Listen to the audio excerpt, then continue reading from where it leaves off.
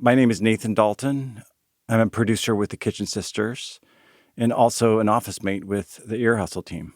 This episode of Ear Hustle contains discussion of suicide and other content that may not be appropriate for all listeners. Discretion is advised.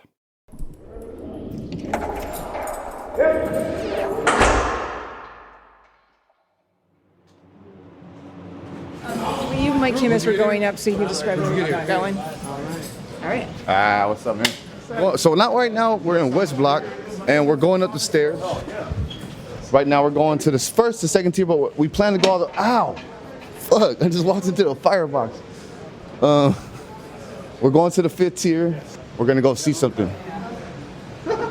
Okay, so just as a reminder, this is part 2 of a project I've been working on with the team Inside, where together we go to these different places inside San Quentin that are significant to each of the guys. So in the first half, we heard from Tony Tafoya, Tom Wynn, and Darrell Sadiq Davis. Exactly, so who's left? So Tony, did Trinidad get a whole episode? Not only do you get 2 episodes for your original one, Tony, did Trinidad get his own episode? Well, remember, there's another big component to this story. Okay, you're right. And we will get there, but first, Tony de Trinidad had a place he really wanted to show us. So, we were here on the 5th tier of West Block, right? Whenever I was feeling cooped up, lockdowns, can't feel like I can get outside, I would come up here and I would look out there. All right. Now you can look. Okay. This is probably the best view in prison. This is like the one place where the windows in San Quentin are not fogged up. You can kind of see the bay, San Francisco Bay, right outside with the guard tower, and then Mount Tamalpais, right? All right, I know that spot. You do? It's a cool spot, kind of hidden away. There's no other place at San Quentin like it. When you're inside a prison, pretty much any prison, all you see is prison. Right. You know what I'm saying? There's no looking out the window and seeing regular people or on the streets or houses or anything like that. It's just prison walls, prison fences, prisoners, and prison staff. That's all you see. Right. But from this little spot that Tony had taken us to, through this very dirty window, you could see this sliver of like regular life outside the walls. Now on the nice days, you can catch sunsets, you know what I mean? At nighttime, you can see lights across the water, and then sometimes you can see the ferry crossing by. So it's like everything that's not prison. I'm sitting here, I'm in prison, you can look outside. What I notice is that you can see all the cars driving by. So you know that people are out there being busy. So yeah, there's signs of life. Yeah. All right, I'm going to attempt to look over the rail. We got your back. Okay, I'm going to have to touch the rail here. Go ahead. I'm looking over. I got that feeling in my stomach.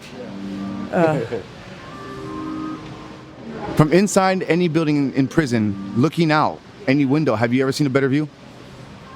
I have not. Okay, I'll say I'm there.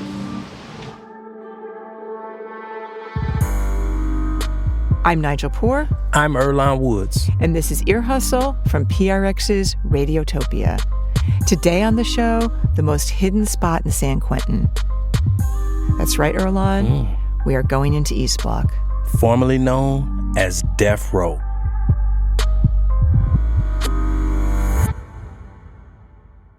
So the reason I invited Tony and the other guys on the Inside team to take us to a special place was because we wanted to explore this notion that memory gets left behind in a physical space that is meaningful to you, that you've spent a lot of time in. And we wanted to see if that happened inside of prison too. Yeah, I mean, I think from the outside, these spots look pretty drab. Is that a word? Yeah, dull. Exactly. But they look different through the eyes of someone who's experienced something important there, you know? Exactly. And all of this was a build-up for our visit to Death Row, which, Earlonne, was a huge deal. I mean, none of us had been there before. Didn't want to be. I know you wouldn't have come. And listeners who heard part one will remember that San Quentin recently closed its death row doors and relocated the people that was on the row to other prisons in the state. So the building, also known as East Block, was empty. And the inside team and I were going to see it. You know, we really weren't sure what it was going to feel like. And that's something that we talked about in the days leading up to this, adventure we were about to have. There's probably going to be a lot of dust. I think it's going to have this, honestly, like a deep sadness. Do either of you believe that places hold on to the memory of what's happened there? I believe so. Yes, I believe it lives in the building. Yeah, definitely. And I heard a lot of people didn't want to leave. It was a lot of screams and yelling, so a lot of that stuff is still there. Why do you think people didn't want to leave? It was comfortable. They didn't want to, this is all they knew. They thought they was going to die here. So for you just to up and take them away, it's like, and then you have to remember that these guys spent 30, 40 years by themselves. Everything was handcuffed by themselves. So now to go out to a main line and to cell up with someone, it is scary. It's like, what am I supposed to do? How am I supposed to react? I'm like nervous energy about going up there, but I do really want to see how people lived. I'm really curious about what's left behind. So are we finally going in? Yes, we are. I just don't want to be. Let's go. Let's go. And the gates are open. It says must show ID upon entering. Security vest is mandatory in this unit. Watch your step. There's a big metal thing. Watch your step. Wow. All right. So what do you see when you first walk in, Tony? Right now I see a bunch of lockers and it says East Block Lock Medic Clinic. Okay. All right.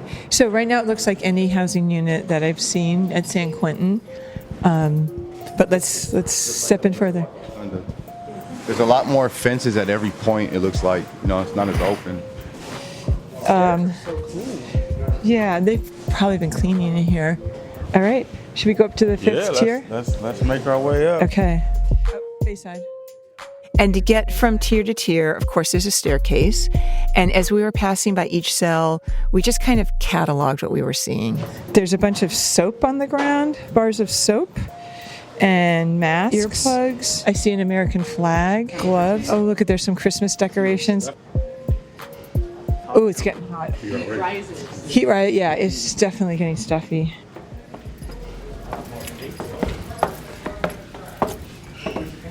Okay. We're on top tier. So right now we can see all the way down to the other end of East Block, and it's just a bunch of open doors. This looks like something from a horror movie. That long corridor when you're looking down. I can imagine being here at nighttime. Still looks like The Shining. So there we were in the fifth tier, the inside team. Me, the two Tonys, Tafoya and to Trinidad, Sadiq, Tom, and our friend San Pablo. And as you know, we were just like looking for clues about what life was like for the people who lived there. We have a cell that has hearts on it.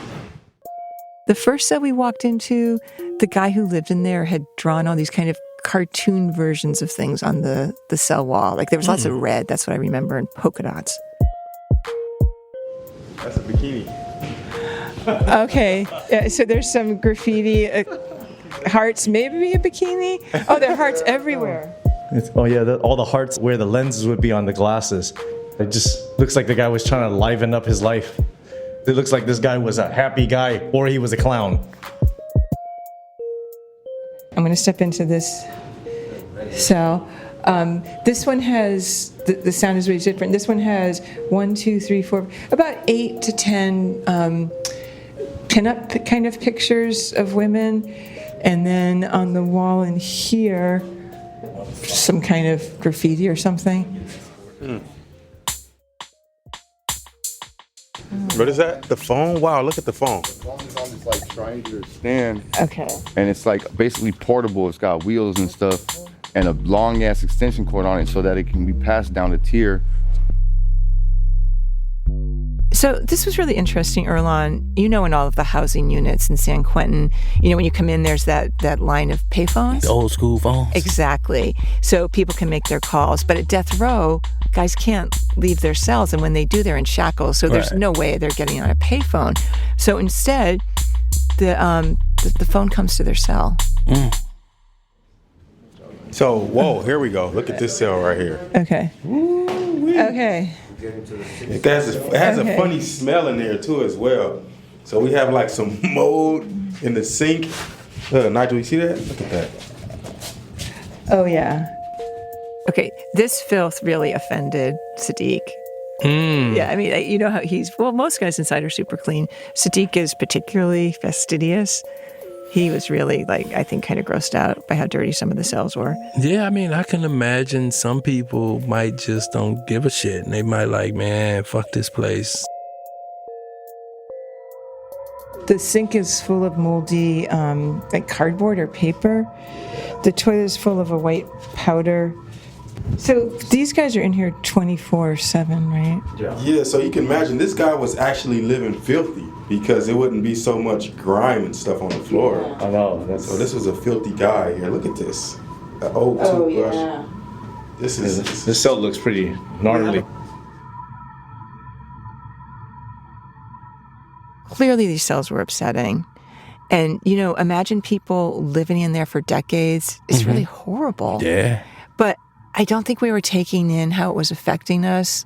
We were just kind of looking around and going, oh my God, look at this, look at this. Right. And as a group, we were in this, I don't know what to call it, kind of like this discovery mode. Got you. Yeah, it's a half a dictionary. It's a dictionary. You're right, it's just half a dictionary. Mm-hmm. Goes to, No, A. Where's A?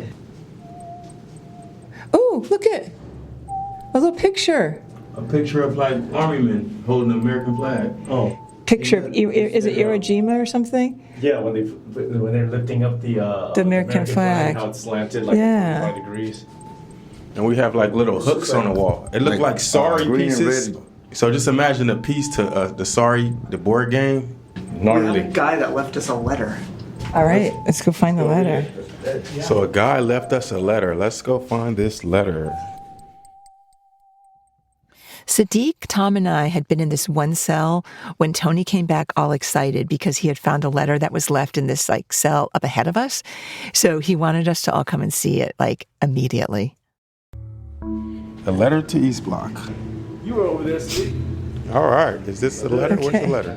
Whoa. Can somebody read it? Wait, read it. So he's leaving a message he thinks someone else is going to move in here with all the stuff that he left in here. Over here, he's like, I stocked up 50 TPs, toilet papers, 50 soaps. I was the TP guy. I don't want the TP. Let the CEOs use the TP supply here. So he's trying to pass on whoever moves in here to be the next TP Okay, guy. so it's one right here too as well. So he has an actual, first it says, I'm TP guy. In case you see, ask CEO Reyna. He stocked 50 toilet papers and 50 soaps. That's too much. Earlonne, it was interesting as we were spending more time in the cells and really digging into what people had left behind. Mm-hmm. I would like to think that the people in there were becoming more present for us. We were sort of guessing at their habits and how they tried to make a life there. I have no idea why that guy had so much toilet paper. I mean, what do you think? There's a few things. A lot of people stack up on toilet paper just to have it. Maybe people that go by can grab a toilet paper from them when they're handcuffed or... Yeah, tricky handoff there. No, it's just, they got game. Okay, well, I don't know if we'll ever know exactly who the TP man was. The TP man. Yeah, but he took his job seriously.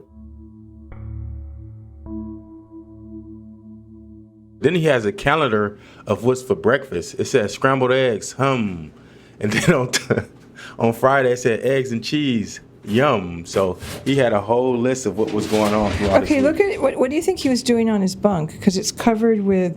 It looks so rusted, It's got all kinds of weird, gloppy stuff on it. Even it has gloppy stuff on the wall as well, like a lot of grime or something. That opens up a whole nother door. If the paint is scraped off his bunk and it's down to the metal, he utilized those TPs as a fire. So the fire would go under the bunk, Okay. and it would heat up the bottom of the bunk, and then you would cook on the top. And that's what the TP was for. You would turn the bunk that you sleep on into a grill, and you could just roll your mattress back and heat that area up and get your cook on. Okay, that makes sense. But so what are these? Are tops to something that he's decorated the wall with? Yeah, it looks like tops from like a mayonnaise jar or something, like the little easy open foil. I'm like, oh, this is... I'm saying, don't touch that shit. You start grabbing random shit. You know, like when you open up a container and there's that little safety foil thing? You know, like, say, have you ever opened up like vitamins? So he had taken whatever he had opened up, whether it was mustard, mayonnaise, vitamins, he had taken that foil and put it on his wall. So his wall was just covered with these silver, like, you know, these circular foil pieces. It was like he was creating an art installation in there. You know, I thought it was kind of cool. So they're put on the wall like a modern art piece or something. Like he was slowly trying to cover the wall with these parts. Check this out. And there's a birthday card that someone left on, and it's from these two people named I guess his name was Herbert, and their names were Andrea and Rachel, and they say, "Hello, Herbert. We're very upset that we still have not heard from you. We would like to form a relationship through letters with each of you gentlemen. Do you think you could find a time to drop us a line? Happy birthday on October 13th from your CAL coordinators, Andrea and Rachel, and everyone at Lifelines. We send you many good wishes." Sounds like he didn't want to write back. Yeah. Do you think it's interesting that the guy in death row did not want to write back to these people? Herbert probably wasn't into writing people. Herbert probably was shut off from the world, you know, on any type of interaction with people or any type of, you know, writing. Writing is a skill set, and some people get tired of it. And maybe true. Herbert just didn't like who was writing them. Interesting. Yeah, he could have just checked out on that type of stuff, you know. Yeah. Whoa, this guy said I have contagious skin. So we walked by this one cell, and it was really dirty. I mean, the dirtiest. Well, let's... Oh, can You we want to read... step in here? Yeah. Oh, whoa, this is mold everywhere. Oh, wow. So this says, there's something on the wall that says, CO, I have contagious skin disease. You may see below some of my medicine for it. P.S. I have a chrono for extra laundry, extra art supplies, American Indian things, extra mattress, an ace bandage, a urinal, and cane. But look at his toilet. Oh, wow. So the toilet, Earlonne, you know, like where the stuff goes down, it was almost closed up because it was caked with mold. I can see why he have a skin disease. Wow. The toilet is, how would you describe that? Molded with green, blue, white, brown mold. Look at the sink. This is horrible. How can somebody live like that? Either he couldn't smell, or he was using it as a tactical thing with the police. Oh. You know, so if he never cleans his toilet, then they're going to be like, man, your cells stink. I ain't going in there. Could that also be the skin disease? He's like, I have a contagious skin disease. Anything just to keep him out his cell. Okay. He's got a few spices left. Spices, ginger left. What's weird to me, Sadiq, is I don't get any sense of anybody. Like, you don't really feel... I don't feel a bad vibe or anything. No. I don't feel a good vibe, a bad vibe. It just seems a little oddly neutral.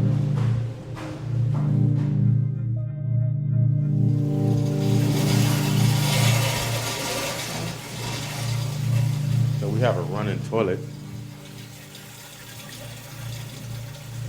What was it running to? Down the tier? Why did you get out of there bad?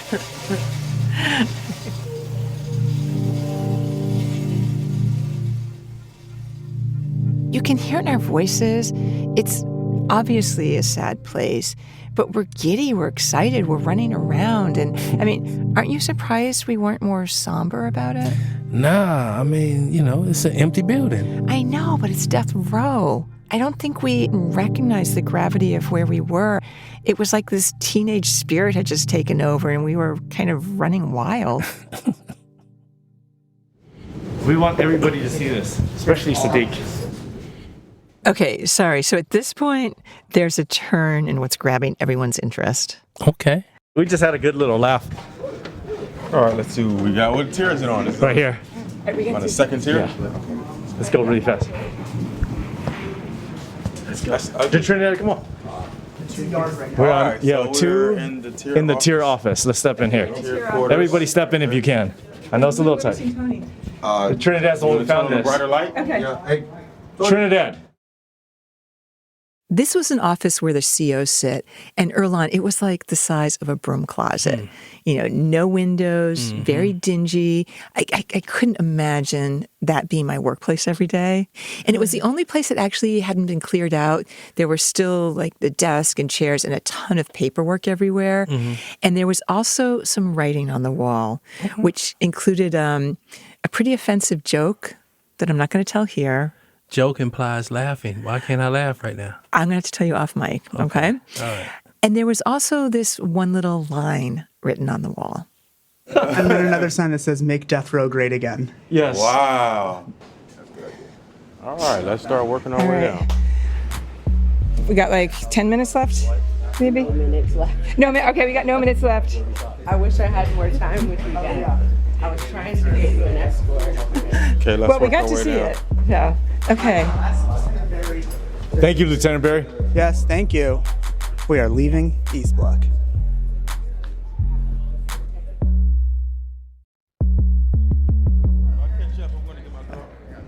Now we're walking back out. We're leaving it. I thought there would be like some kind of spirit. It would go away. Walking through, but I didn't feel any of that. Like you would take a big breath. Yeah, it really was. There's. Uh-oh. And now we're back in reality. Okay, so we just left East Block. We're trying to make it down to the media lab, and of course an alarm went off. Okay, so Earlonne, yard down alarm. And as you know, this happens all the time at San Quentin. But it really snapped us back into the reality of being back to a part of the prison we were familiar with. And so, of course, we all had to sit down and wait for it to pass. Nige, you did not have to sit down. No, you're right. I didn't sit down. But when an alarm goes off, all the incarcerated people have to sit down. I mean, wherever they are. I mean, because, they got to know who's who, who's incarcerated, who's not. Yep. Anyway, so the alarm finally stops, and we all get up and start walking back to the media lab. And San Quentin, we are running into all of the people that we know. Hey, I'm out of here soon, right? I should be going home next week. Next, Oakland Dream Center. You know what I'm saying? The Belizean brethren, you know what I'm saying? Go to Oakland Dream Center, you know what I'm saying? Stop your accent. You know that's fake Belize. Come on. Hey, the next. So after we saw our friend, With the stolen accent? exactly, there was Hanok playing violin.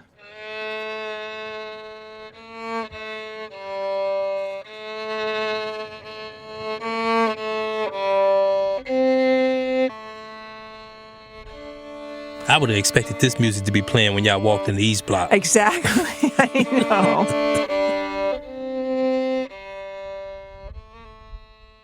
When we finally got to the media lab, we sat down and did a little debrief about our experience. We are recording. Okay. I just turned it on. So we just got back from East Block. We left here about 7:45. I'm just so curious what everyone's reaction was. So when I first walked in East Block, I still had like a lot of little anxiety and anticipation. But as soon as I walked in, it just left. Like the feel that I thought I was gonna get, the feeling was gone. The vibes was different. It wasn't like it was spooky or it felt haunted or none of that. Yeah, like everyone, my expectations were so high, and the word I come away with is neutral. But why are we disappointed by that? Because I think it's like that big house on the corner of your street that you want to see what's inside, and you finally see what's inside. It's not really as scary as it looked growing up. Yeah, That's the type of feeling that I had when I went in there. So we were all looking for some kind of thrill, right? Yeah. Yeah. which is curious. To me, the most interesting part was when occasionally one of the cells still had stuff on the wall left behind by somebody, like a little note. Do you remember the one cell that had all those little silver foil that I touched and you said don't touch? Yeah, that you touched for some reason. The one you touched was actually a tuna fish container wrapper. Oh, I washed my hands. Good. Did you like run them through flame? Because what do you think it's sticking on the wall with? No. Not the worst case scenario, but that's like saliva. You gotta think about somebody who never cleans. Some people just, I guess they decided my life is over, so why clean? I don't need to clean anything. I'm dying anyway. And to live like that, it's like, what am I living for? So that's what I got out of it. Yeah. It's no point of me cleaning. So to see a lot and hear a lot. Those guys didn't get to leave there, right? They're in that building. All day long. Confined and detached from reality. I think the thing is what we've all been talking about, that you have all these expectations and it's your imagination that animates a place. And when it's just a place, it's, yeah. So when I think about going up to East Block, I kept thinking, well, why am I so excited? Why am I so giddy about going to a place that's full of pain? It's because it was an adventure that we could share. And that's, to me, is really neat. Yeah, we did it together. And the anticipation, everything was there, and we all felt it at the same time. So I think that's why it actually was more meaningful when we went as a team, Instead of one person going, we all was able to, we was like saying each other words and everything because we all wanted to know what was going on in East Block, that experience. But before we go any further, I think there is something we need to acknowledge. I think it's somebody's birthday today. Oh, it's TDT's birthday. I believe it is somebody's birthday, and we need to sing happy birthday. Are you ready? Yep. Which one are we doing? The original one. The original? Yeah. Okay. All right. Happy birthday to you. Happy birthday to you. Happy birthday, dear Tony. Happy birthday to you. Hey. And we gave you the beautiful present today of taking you to East Block. On your birthday. For sure. So you was able to get your package on your birthday? This was a really sweet ending to the adventure that we had just shared together. But Earlonne, over the next few days, something about the way we reacted to death row was really gnawing at me, really keeping me up at night. Really? Mm-hmm. I wanted to talk to somebody who might see things differently, and sort of get their take on it. Okay. So after the break, Earlonne, there's one more person I want you to hear. We'll be right back.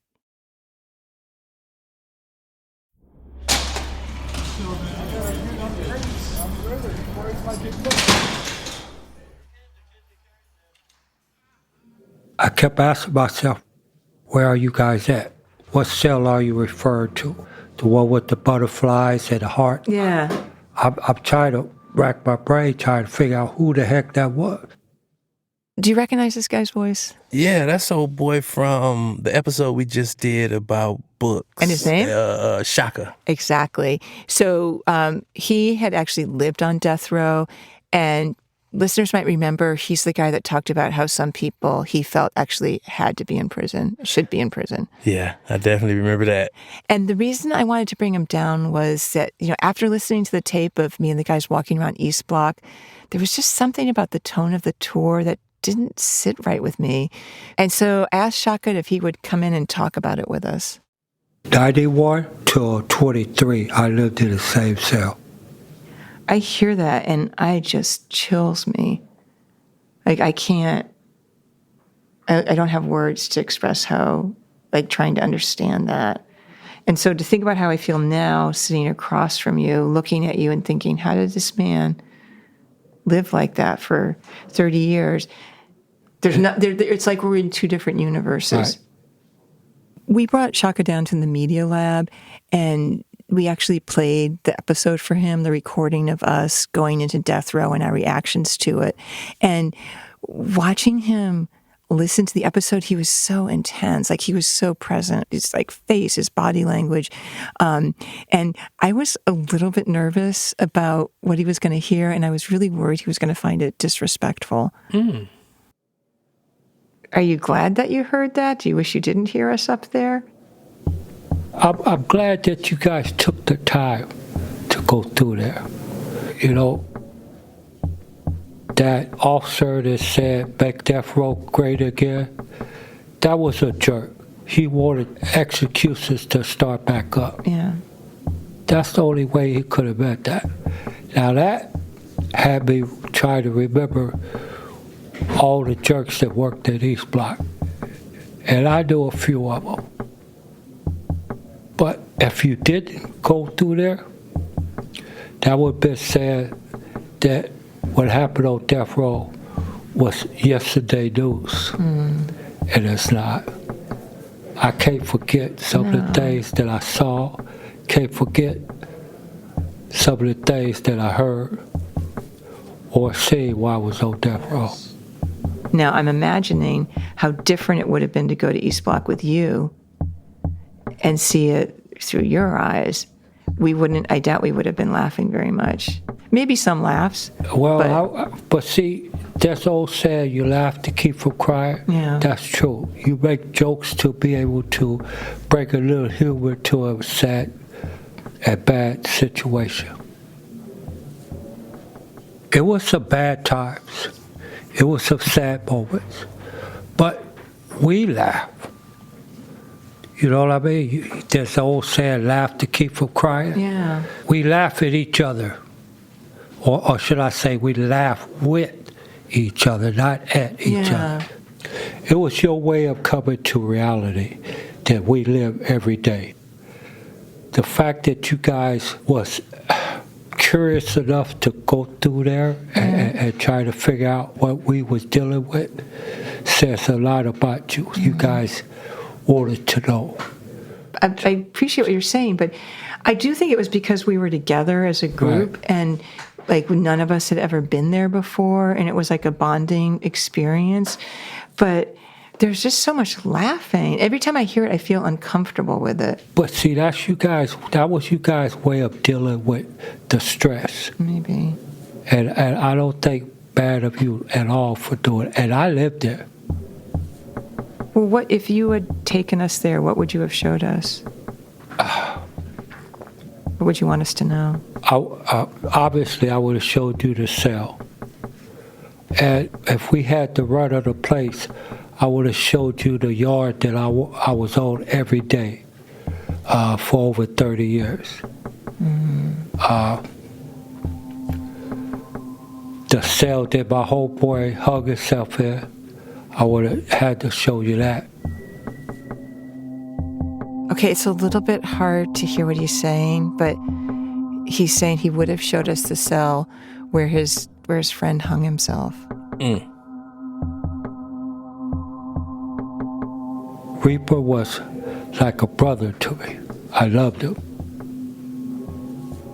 When they brought my homeboy out, I got up and walked to the bars and looked out, and I seen death on his face. And I saw that for weeks afterward. Still see that to this day. That was the last time that I got up and watched if they removed somebody off the chair. The last time. The cold part is that all he had to do was stand up. So his will to die was strong. All he had to do was stand up. Earlonne, can you understand what he's saying? Yes. I mean, it's grim to have to repeat it, but basically he's saying, all the guy had to do was stand up. Right, because the bunk isn't that tall. No. You know? So he really had He had a will. Yeah. Now that kind of got to me, how bad that he wanted this, because if he straightened his feet out, he was standing up. To do that is hard to get your mind around. Yes, it is. So that's... Yeah. That's what I would have told you about. I mean, now sitting here, and I just have to describe this because this is audio. So you're sitting back in a chair. You actually look pretty relaxed now. It's more like you're sitting in a car and you're looking at me in a 3/4 view. You have a very nice profile. And I feel like we really missed an opportunity by not being able to be there with you, because now the way you're talking about it, I'm having a different experience of what it was like there. It would have been a more in-depth story because you would have had first-hand knowledge. And a range of emotion. Right. So I feel very mixed about us putting this part out, about us up in East Block. We're going to do it. You got to. But it just sounds so, every time I hear it, I cringe a little bit. But that's because you care. See, if you would just try to make a story, you wouldn't care. You know, you care about what you're doing. And that's obvious. So you don't think we're doing a disservice to your experience? No, it's not. It's not. I never felt discarded or disrespected. Listen to that. Okay. Well, I appreciate that. And I think you would tell me if you did. I have a strong opinion, and if I felt that you had disrespected me or somebody else, I would have told you. So at this point, a couple guys from the inside team had joined me, and Sadiq had a question for Shaka. So how would you feel going back in Condemned Row, knowing that it's empty now? Like what effect you think it'll have on you? Well, I already been back. Oh, you been back? I'm not really sure of the circumstances of this, but somehow Shaka was able to go back and see his old cell, and he actually went inside and sat down. I walked back up to the cell that I was housed in. When I walked to this cell, I made a point to push the door all the way open, so could nobody come along and close the door on me. That was something new, because every time you walk in the cell, first thing you hear was a click, door shut, and they locked the door. Although I didn't think they would do that, but it's just the freedom that I had where I was able to do that. It was not a sad moment. You know, it was like, okay, when I walk out of the cell, I never come back into the cell.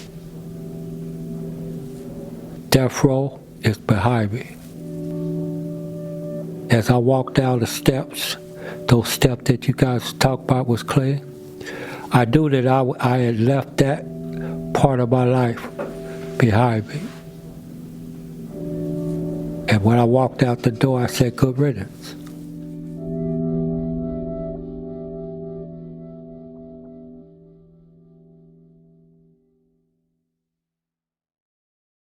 So, Earlonne, that's my mystery episode for the season. And now you're up. So your mystery episode drops in a couple weeks, and I can't wait. I may have snuck you in the beginning. What? Yeah, I may have snuck you in the beginning. See? All right, I can't wait. wait. Watch me with a mic. You never know. Can't wait for you to hear it. My name is Adam Brown. I am a day one fan of Ear Hustle, and I'm a professor of social work at the Silberman School for Social Work at Hunter College in New York City, and now going to get coffee with Nigel.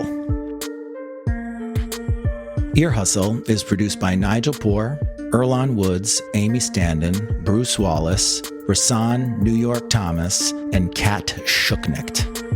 Shubnam Sigmund is the managing producer. The producing team inside San Quentin includes Darrell Sadiq Davis, Tony de Trinidad, and Tom Wynn. The inside managing producer is Tony Tafoya. Thanks also to Aristeo San Pablo. Thanks to Acting Warden Andes at San Quentin and Acting Warden Parker and Lieutenant Newborg at the California Institution for Women for their support of the show. Thanks also to this woman here. I am Lieutenant Guim'Mara Berry, the Public Information Officer at San Quentin Rehabilitation Center, and I approve this episode. This episode was made possible by the Just Trust, building a smaller, more humane engine of justice and safety across the country. Thanks to Rashid Zinneman for introducing us to Shaka. Earlonne Woods sound designs and engineers the show, with help from Fernando Arruda, Harry Colhane, and Darrell Sadiq Davis. Music for this episode comes from Darrell Sadiq Davis, Tom Wynn, Antoine Williams, and me. For more information about the episode, you can check out the show notes on Ear Hustle's website, earhustlesq.com. And I want to add, while you're at the website, there's more to check out there. Yes. Like the new curriculum. Yes. We've got this great curriculum. Free. So if you're a teacher, if you're in the education world, please check out our curriculum and let us know what you think. It'll save you a gang of time in your classroom because it's comprehensible, it's deep, and your students will get a lot out of it. Absolutely. And if you want to keep up with all things Ear Hustle, with where Nigel shops at, you know what I'm saying? Where I where Earlonne gets his lunch. Yeah, where I get my lunch, If you want to just stay up on what Ear Hustle do please sign up for our monthly email newsletter, The Lowdown. And you'll find that at earhustlesq.com/newsletter. You can find us on social media, Instagram, Facebook, and YouTube at Ear Hustle SQ. And there's actually some new stuff happening on YouTube soon. Oh, yeah. We're going to have some Ear Hustle shorts coming soon. At Earlonne. Not shorts that you wear. Short video. You can definitely find that at Ear Hustle SQ. That is pretty exciting. Yes. And if you're not already, follow and review Ear Hustle on any of your favorite podcast platforms like Apple Podcasts, Spotify, and the iHeartRadio app. Ear Hustle is a proud member of Radiotopia from PRX, a network of independent, creator-owned, listener-supported podcasts. Discover audio with vision at radiotopia.fm. I'm Earlonne Woods. I'm Nigel Poor. Thanks for listening. And Earlonne, thanks for being here for 2 episodes. Yeah, you did that. You did that, Nigel.